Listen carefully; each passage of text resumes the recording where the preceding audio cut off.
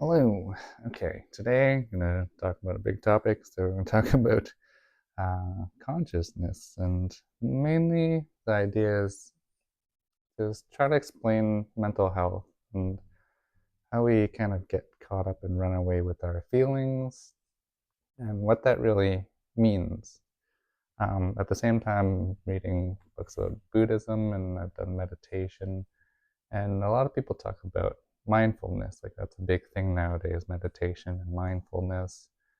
Um, and also like maybe enlightenment and nirvana, kind of terms that are thrown around. But all of these things are very hard to explain in terms of psychology or science or neuroscience because they're still trying to figure it out. But there are certain things that people have figured out. So I guess I'll start off with, um, I guess the main feeling that sort of pervades in the therapy kind of counseling world is that a lot of us, whether we have anxiety or depression or whatnot, um, tend to be like caught up in our feelings. Like they feel so strong as if it kind of takes over everything. I mentioned before that it feels kind of like wearing certain kind of glasses. So your glasses are sort of messy and dirty, then everything looks kind of messy and dirty. Um, but if they look kind of, I don't know, like a beautiful rose tinted glasses, then suddenly like everything's great and everything's amazing. Um, but I don't think that quite captures what I want to get at. So, why we get so caught up in our feelings is because we feel like an actor on a stage. So, I think of the mind or your consciousness, or your conscious part of your mind, as like a stage. And when you're run into a specific situation, like you're at work and there's something you don't want to do, or you're at a meeting and you don't know how to like engage with your coworkers and your boss, and you think it's all like a waste of time, or things are not going well, or let's say you have like a big date coming up and you're nervous and you're like just running through scenarios in your head, or you had a date already and you're kind of like reflecting back on it and like cringing at things that maybe you've done or wish you did. So I think in those situations, there's like a story running around in your head, and um, the actors kind of fill that stage, and they just walk on and they play out these scenarios, and they're like, oh, you're kind of the, oh, you made a weird cringy joke at your date that maybe you shouldn't have said, or you kind of over analyzing a certain reaction that they had, even though it probably maybe went well, maybe it didn't, but you're going to take it kind of personally as well. So in that scenario, you are the actor in the stage. Once the play, or the movie or whatever you want starts, you feel like you're in that scenario. You are playing it out. It's as real as if you were there, um, reliving the memory, or if you haven't went on your date yet, you're anticipating, you're imagining what's going to happen, and you're already like right there on the stage. It feels very real. It feels very um, vivid and kind of overwhelming because you're kind of like in that situation. So I think that's generally what happens, and that's how we think our minds are supposed to work. And it's hard to imagine them kind of working in any other way, right? Because obviously, like we are in our heads and are in our situation. So when things pop up, when these performances start running, that feels like reality to us. But there are other ways of doing things. It's like hard to explain if people haven't really experienced it. But when you start being mindful, and you close your eyes and you start paying attention to your body and your feelings and noticing where you actually are. I guess a lot of mindfulness talks about being present. or coming back to the present, or feeling grounded. And what that generally means is that you are no longer like on the stage playing out the scenario, but instead you take a step back and you are maybe off stage, on the side of stage, or you are in the audience, like before a performance, and you're just sort of watching it. You're watching it unfold. You're seeing like your thoughts happening and these things playing out. And you can still feel all the cringiness and the awkwardness and the anxiety, the nervousness, whatever. But now you're doing it from the audience perspective. Kind of like when you are watching a movie or a play in a theater, you can empathize with those people, but that's not you. You're no longer like acting in the situation, you're just observing. Um, I do think that there's kind of like a other step in between there, which is like the director. The director isn't necessarily like in the play or in the performance, but they also tend to feel like they have control over it. And if you've ever watched any of the behind the scenes stuff about actors and directors, there's a wide variety of types, right? Like a director can be very exacting, very demanding, and very pushy. Um, or they can kind of just create the space and be loose and allow the actors and the crew and the set designers and the artists, makeup, hair, costuming, to just sort of like do their thing. They kind of push them in the right direction, but they give them enough freedom to bring their vision and their creativity into the process. So there's also that part. I think when you first start to meditate, you're kind of like trying to force your thoughts to do something in a certain way, or you're like, why is this happening? Or you don't want it to happen, or you want it to stop. So you're like very tightly controlled over it rather than sort of a looseness to it. So in the whole mindfulness space, the idea is to try to get yourself to the point where you are like more of an audience member. Even if you feel like the director, once the performance is running on a stage, you can rehearse it all you want. But once it's actually running, once someone says action and the camera is rolling or the play is live that night, the director can't really do too much anymore. You're still sort of removed from it.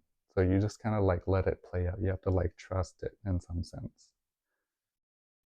Um, so yeah, I think that that's kind of getting to that point of um, understanding that you are not your thoughts, and your thoughts sort of happen without your like conscious involvement, or even if you want to change them or want to influence them, um, it will just sort of play out because the script's already been written.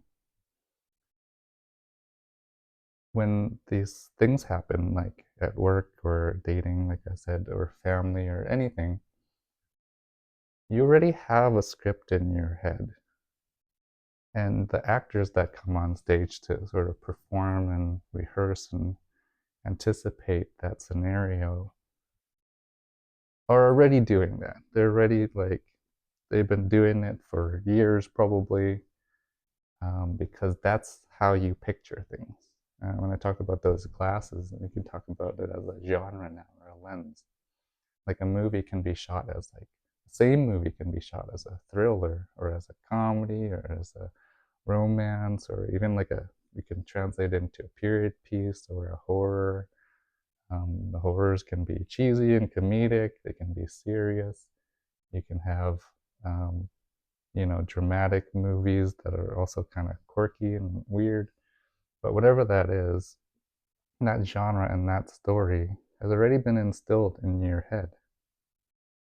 Um, the where we get that story from is from the years of being told how the story is supposed to play out when you grow up. And that includes sort of a weird piece in Buddhism, which is the idea of the self or the ego. And it's tempting to say that, like, you are the person on the stage playing out those scenarios, but then are you also the director? Are you also the the set designers and the production designers? Are you also the camera person? Are you also lighting? So on and so forth. So which part is actually like you? And it's hard to really say because all of it is kind of part of you, but you're like neither of them. So that part's like a little bit weird and tricky to describe. But I think the ultimate idea in the Buddhist tradition is when you reach nirvana or enlightenment, you realize that none of those things is actually you, but all of it is. At the same time, you understand that the story and the script that you've been given is not really real. It's just like your version of how you think things are supposed to go.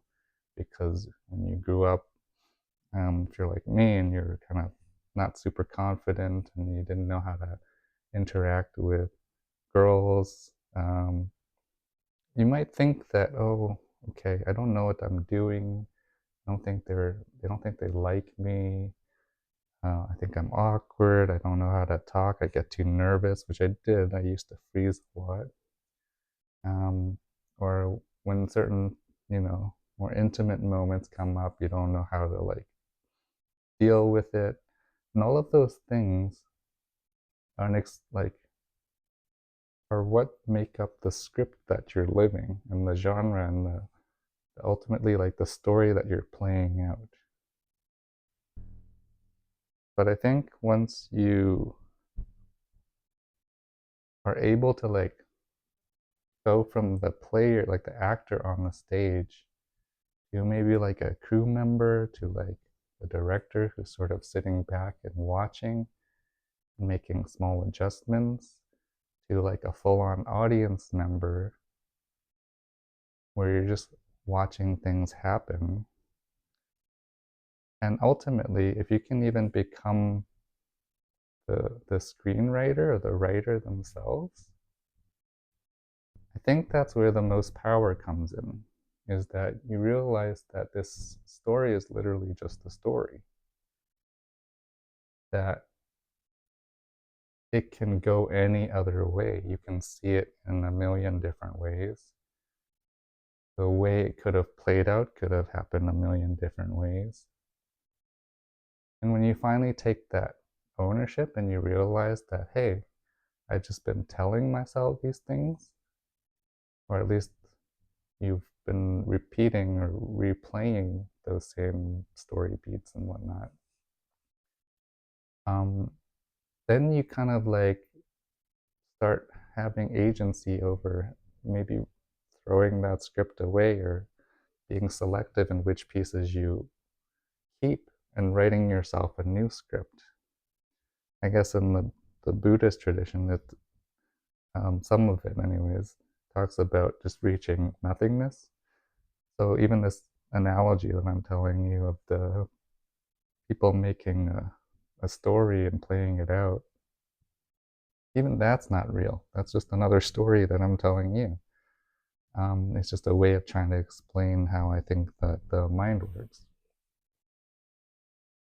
So if you are able to throw it all entirely out and have no analogies, there's no stories, there's no framework, that's when you reach this point of nothingness, where you're able to just see the world and yourself, or non-self, whichever whichever you want to go with, as it like really is, rather than through these hard lenses that we tend to put on ourselves and on each other. Because ultimately, we are just existing. We are alive in some sense. We need to breathe and our blood flows. But all of these things about our confidence, our personality, our intellect, our potential, like what you're allowed to do, who's good, who's bad, like all of these things are ultimately just this thing, this story playing out on a stage. Um, and none of it is really real. It's hard to do that because we are like so steeped in society and all of these social things. But the truth is just we are just an existing creature who's alive, and we follow these stories. Um, and then, like all living systems, eventually they shut off and die. Like that's kind of the only real truth that there are. Everything in between is just sort of written. Um, so yeah, that's my way of explaining how your mind works. Let me know if you have any other analogies that are a little bit better or worse, or what you thought of this one.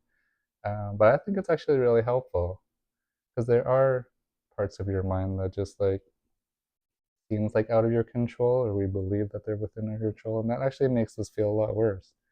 But if you start to break it down and realize you can gain some distance from it, generally a lot of people feel better knowing that it's not real. It does take time to sort of unravel these things and gain the distance, but once you do, um, everything feels more normal in a weird way. It's more plain, not so hyped up. I guess kind of like movies or stories, they're just like over dramatized. So things are a lot more calm and normal than we think that they're. Yeah, so let me know what you think.